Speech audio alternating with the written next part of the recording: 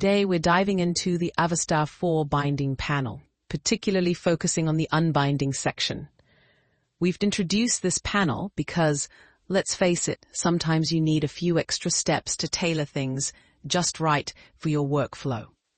The whole panel's been given a makeover, offering super easy access on one hand and detailed controls on the other.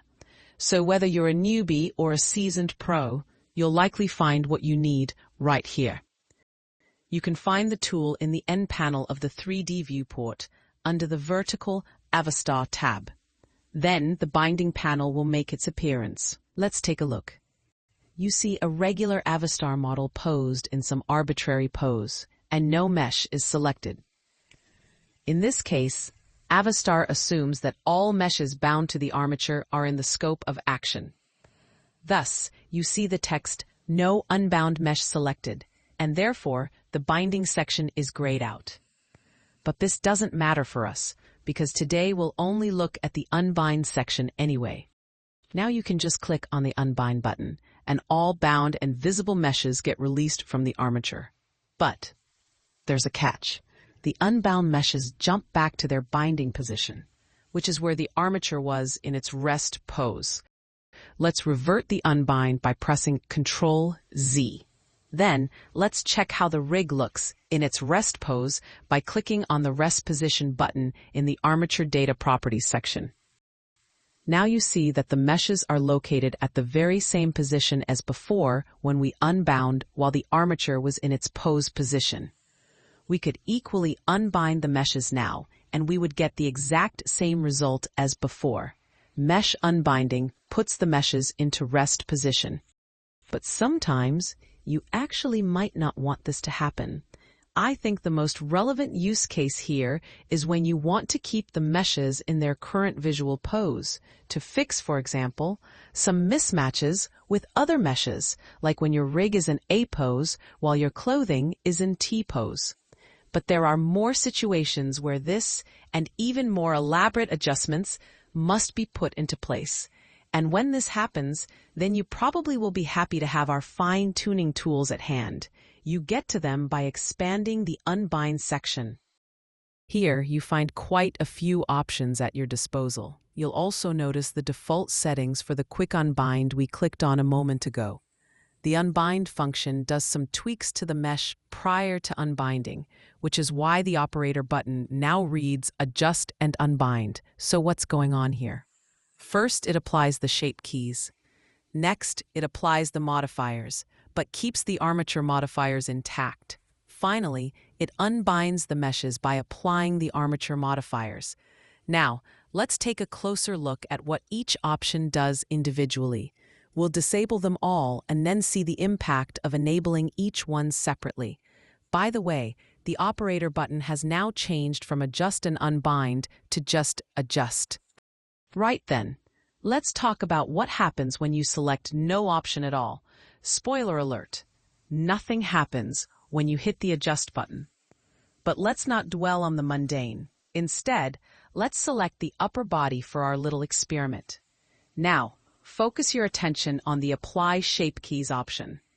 The seasoned experts among you will know what I'm talking about. Pop over to the Shape Keys section in the Armature Data Properties. When you select this option, it bakes the shape keys into the mesh. And poof, they vanish once the adjustment is applied. Why do we need this? Well, when exporting meshes for Second Life, shape keys aren't allowed, so we must bake them into the meshes. And that's precisely why Apply Shape Keys is enabled by default, at least when the unbind panel is collapsed. Quite logical, really. Now, let's take a look at the Apply Modifiers option. This is quite similar to the previous one. When exporting our meshes to Second Life, we always want the modifiers to be applied beforehand because, well, Second Life doesn't support modifiers. But caution, Blender animates meshes, at least in our case, using armature modifiers.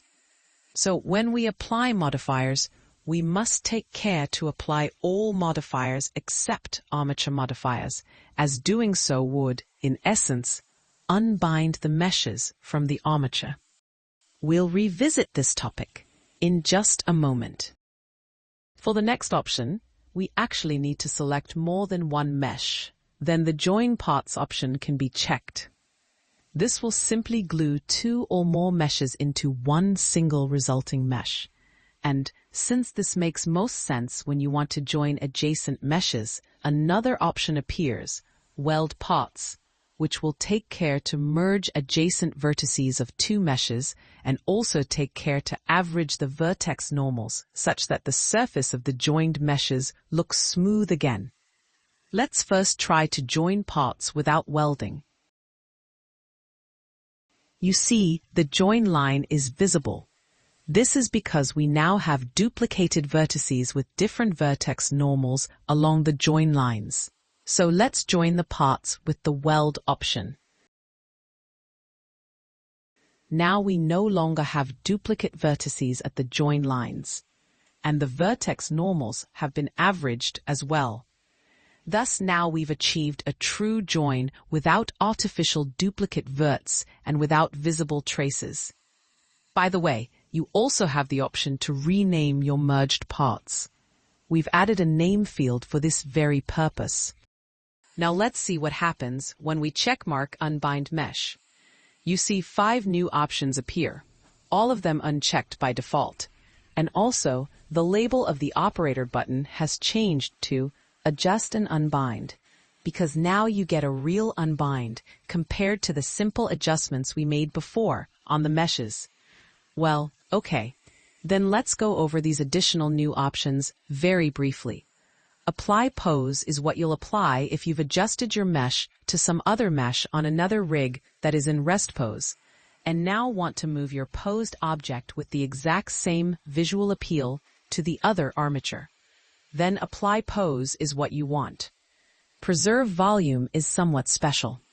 You'll need to preserve volume when you temporarily want to work with a different rest pose, but later plan to come back to the T-pose, or whatever is your default rest pose. However, I won't go into the details here as this could fill a whole new video on its own. Remove weight groups is rarely needed, but maybe you want to move your mesh to another rig and redo all weighting there. Or maybe you want to export a clean version of your mesh without weight maps. Then this option is for you. Cleanup makes sure that the resulting meshes have no traces of Avastar. This is, as the name says, a cleanup step, also rarely needed. Maybe if you want to interchange your meshes with another creation tool like Maya, for example. Remove Armature is just a convenience tool which you might use only when you want to get rid of everything except the mesh. You might do this when you intend to use the current blend file as a library file where you host the clean versions of your mesh products. So, we are now at the end of this very brief introduction to the Unbind panel. As usual, I ask you for feedback and invite you to discuss your change requests and your ideas for improvement on the Discord Avastar channels. Thanks, and have a nice day.